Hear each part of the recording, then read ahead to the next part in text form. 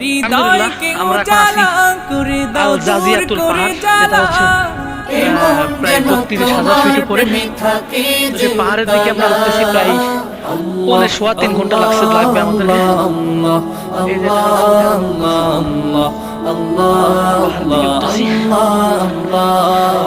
সমস্ত বড় বড় পাথরের টুকরা, পাথর। ওরে আল্লাহ, এ ভাই আমি তো পারতেছি না। ওরে আল্লাহ, আস্তে আস্তে মানে পাহাড়ে যে চূড়াই, সে চূড়ায় উঠতেছি।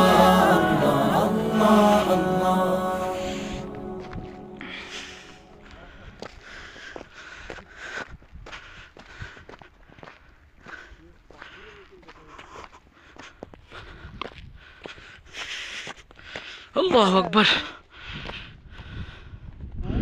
শুধু মরুভূমি আর মরুভূমি, যতদিন চোখ যায় শুধু মরুভূমি আর মরুভূমি, শুধু পাথর আর পাথর। এখানে বালি মাটি কিছুই নাই, যত দিক যায় শুধু পাথর, মানে মরুভূমি আর মরুভূমি। আল্লাহু আকবার, আল্লাহর কি লীলা খেলা দেখেন ভাই, কি একটা অবস্থা।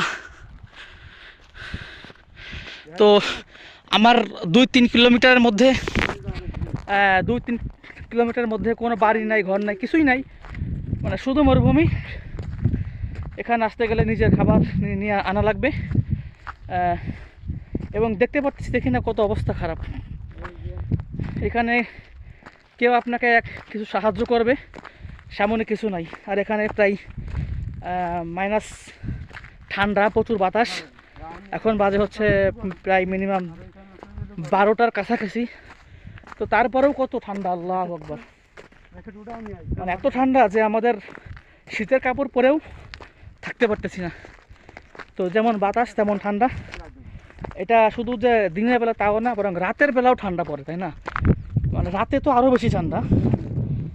আর এ শুধু পাথর, বরফ, সামান্য কিছু গাছগাছালি, আর যত দূর চোখ যাবে বরং শুধু মানে পাথরের পাহাড় ছাড়া আর কিছুই নেই।